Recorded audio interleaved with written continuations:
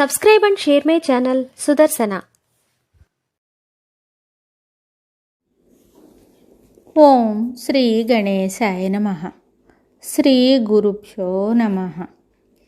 నడిచే దేవుడుగా కీర్తి వహించిన జగద్గురు శ్రీ శ్రీ శ్రీ చంద్రశేఖరేంద్ర సరస్వతి మహాస్వామివారి గురించి నీలంరాజు వెంకటశేషయ్య గారికి మరికొందరు భక్తులకు కలిగిన అనుభూతులను తెలుసుకుందాం.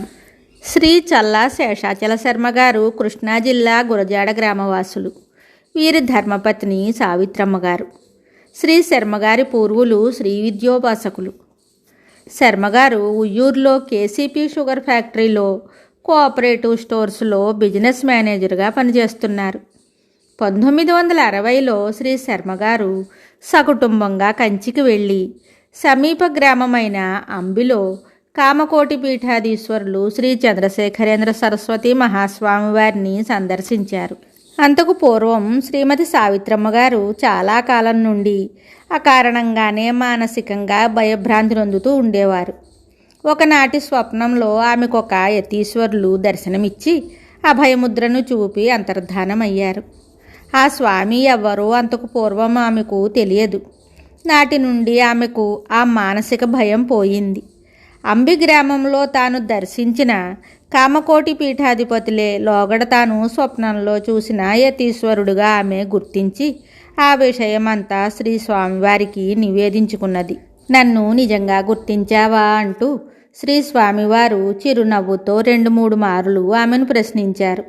నాటి నుండి వీరి కుటుంబం శ్రీ స్వామివారి చరణారవిందాల శరణు పొందింది.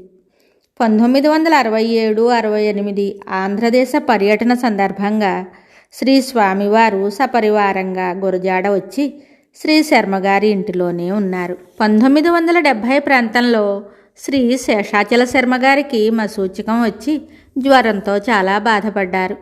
ఒకరోజు తీవ్రమైన బాధకు లోనై శ్రీ స్వామివారి చిత్రపటం ముందుంచుకొని శ్రీ లలితా సహస్రనామ పారాయణ చేయవలసిందని భార్యతో చెప్తూ అపస్మారక స్థితిని పొందారు.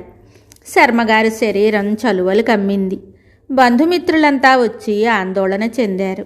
ఇంతలో చిత్తరువులో ఉన్న స్వామివారు నిజస్వరూపంతో బయటకు వచ్చి ఆ దంపతులను అనుగ్రహించారు. వెంటనే శ్రీ శర్మగారికి స్పృహ వచ్చింది. కొలది కాలంలోనే వారు సంపూర్ణ ఆరోగ్యవంతులయ్యారు. శ్రీ శర్మ దంపతులు ఇలాంటి దివ్య విభూతులను ఎన్నింటినో దర్శించారు. మరిన్ని విషయాలతో మళ్ళీ కలుద్దాం. జయ జయ శంకర హర హర శంకర. శుభం. Subscribe and share my channel Sudarsana.